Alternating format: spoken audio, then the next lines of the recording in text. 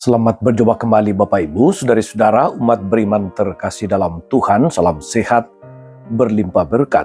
Hari Selasa tanggal 12 Mei 2026, saya mengajak kita sekalian merenungkan kutipan Injil Yohanes bab 16 ayat 5 sampai 11 tentang Yesus yang akan pergi tetapi tidak meninggalkan para rasul sendirian. Dia pergi tetapi tidak meninggalkan. Kita dengarkan sabda Tuhan. Dalam nama Bapa dan Putra dan Roh Kudus. Amin. Dalam amanat perpisahannya, Yesus berkata kepada murid-muridnya, "Sekarang aku pergi kepada Dia yang telah mengutus aku, dan tiada seorang pun di antara kamu yang bertanya kepadaku, kemana engkau pergi? Tetapi karena aku mengatakan hal itu kepadamu, maka hatimu berduka cita. Namun benar yang kukatakan kepadamu adalah lebih berguna bagi kamu jika aku pergi. Sebab jikalau aku tidak pergi, penghibur tidak akan datang kepadamu. Sebaliknya, jika aku pergi, aku akan mengutus dia kepadamu. Dan kalau penghibur itu datang, dia akan menginsafkan dunia akan dosa, kebenaran, dan penghakiman. Akan dosa, karena mereka tetap tidak percaya kepadaku, akan kebenaran, karena aku pergi kepada Bapa dan kamu tidak akan melihat aku lagi.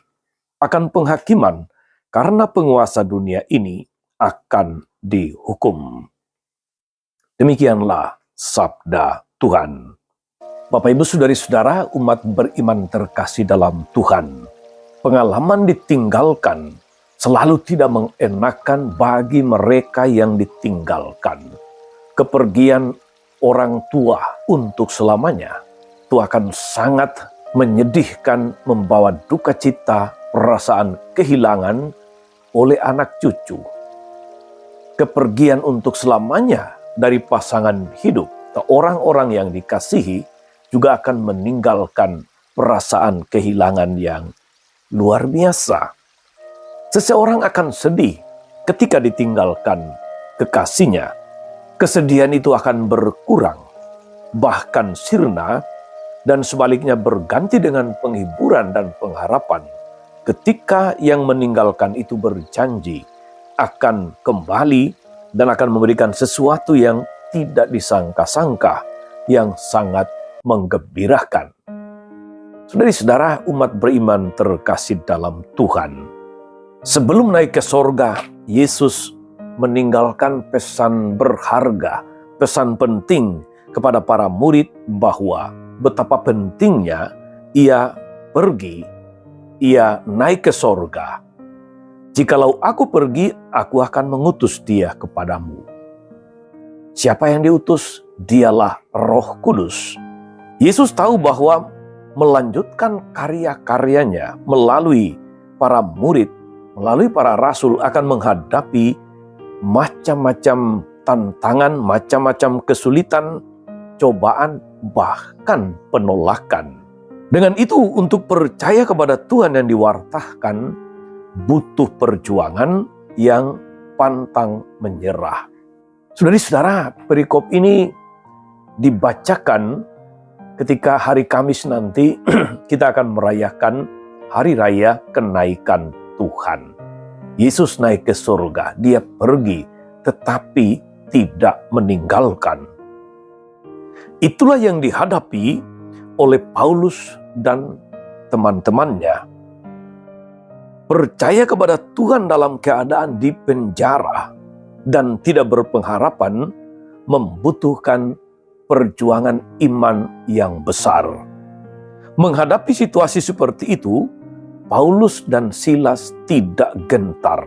Mereka berdoa dan menaikkan pujian dalam keadaan terpasung, terbelenggu.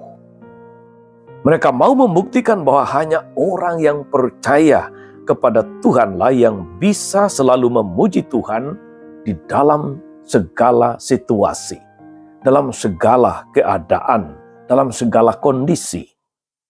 Paulus dan Silas meninggalkan sebuah warisan berharga bagi gereja tentang cara beriman yang sesungguhnya. Dasar pengharapan gereja adalah sabda Yesus sendiri. Ia akan menginsafkan dunia akan dosa, kebenaran, penghakiman. Akan dosa karena mereka tidak percaya kepadaku, kata Yesus. Akan penghakiman karena penguasa dunia ini telah dihukum. Akan kebenaran karena aku pergi kepada Bapa dan kamu tidak melihat aku lagi. Saudara-saudara umat beriman terkasih dalam Tuhan.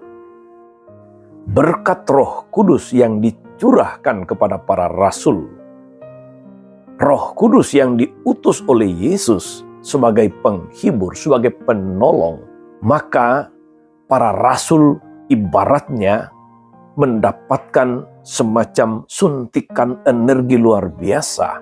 Lebih dari ketika mereka masih bersama dengan Yesus.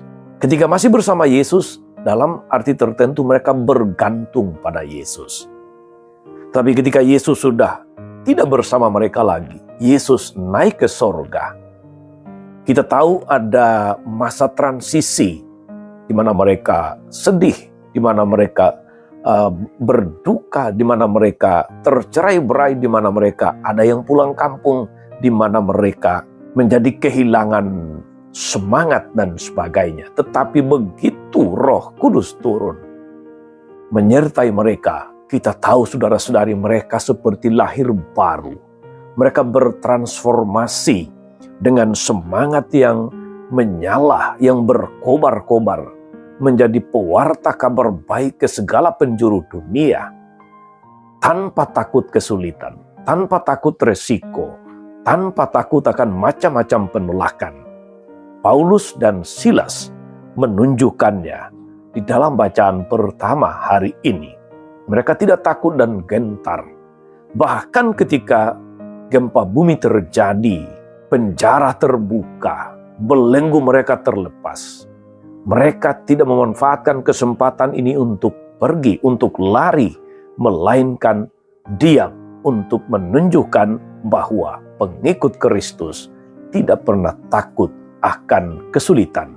Pengikut Kristus, Rasul Kristus, tidak pernah takut dalam segala keadaan.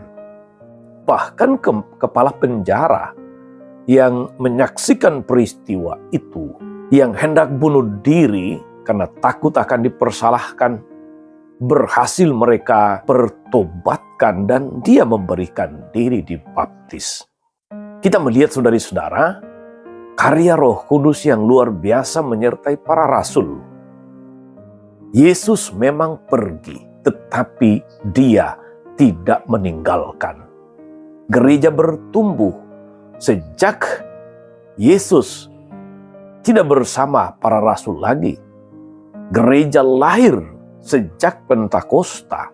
Gereja masih eksis hingga sekarang ini meskipun bukan tanpa kesulitan, bukan tanpa masalah, bukan tanpa resiko. Kita tahu, kita alami sepanjang sejarah gereja, bahkan ada masa-masa gelap. Tetapi gereja Tuhan tidak pernah bubar. Gereja Tuhan tidak pernah lenyap. Karena apa saudari-saudara?